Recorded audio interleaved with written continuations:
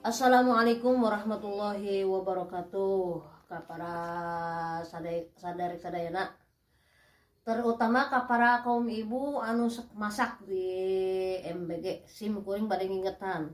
Tapi setelah acan ngingetan hoyong ngopi heula. Bade ngemutan gitu. Ari sim kuring teh ari ahli masanes.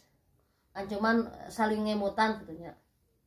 Kahiji di mana orang nalika masak lamun sis pasakan panas keneh bangsa sayuran pasakan sayuran bawa daging panas keneh terus deui ayeuna naonna sanguna panas keneh ulah begitu langsung di wadahan dikekeb tapi kudu diakeul heula kaduana di mana tos asak eta pasakan bawa daging bawa sayuran bawa sangu ulah disentuh ku tangan ulah eta matakan sepuh kapungkur mah lamun ngakeul teh dina dulang nya baheula mah dina dulang ayeuna mah sikena anu dulang ujang can apa nya dulang apal teh dulang hah teu apal tah mata sepuh kapungkur mah lamun masak dina dulang teh kasebutkeun katingali ngebul keneh katingali haseupan keneh ngebul dina ieu dina sangu tara langsung diwadahan kana boboko atawa kana sangku tara sak diieukeun heula diantepkeun heula cenah ieu cenah